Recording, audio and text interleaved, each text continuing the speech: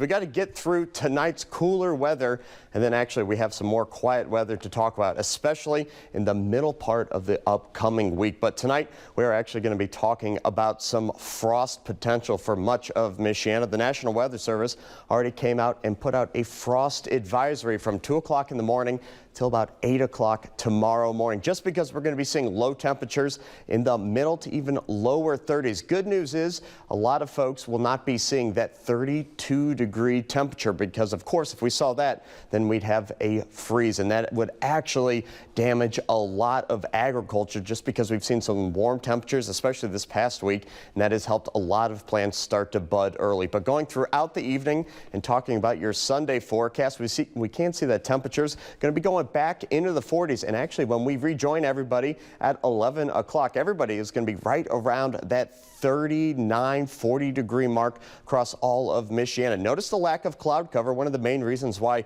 we're going to be cooling down so much. And by 7 o'clock tomorrow morning, this one we're going to be seeing the coldest temperatures of actually the week. 35 degrees in South Bend, 36 degrees up in St. Joe, Michigan, and 37 down in Rochester. And it's right around 36 degrees that we start to see the development of light frost. So again, if you have any sensitive plants, good idea to go out there and cover them. And you can just use actually a bed sheet to do so. Pretty simple, simple ideas there. But actually going out through the rest of the day, we will be warming back up into the 60s, and actually the 80s will be returning for the following week. 67 degrees as that high temperature tomorrow. Just again, watch out for the isolated frost. Now let's go ahead and talk about the severe risk that we have going into next week. There's two different events. On Monday, we are going to be seeing severe weather 2 hour north and 2 hour west. Really don't have to worry about that. It's on Tuesday when that cold front tracks out into Michiana. Still,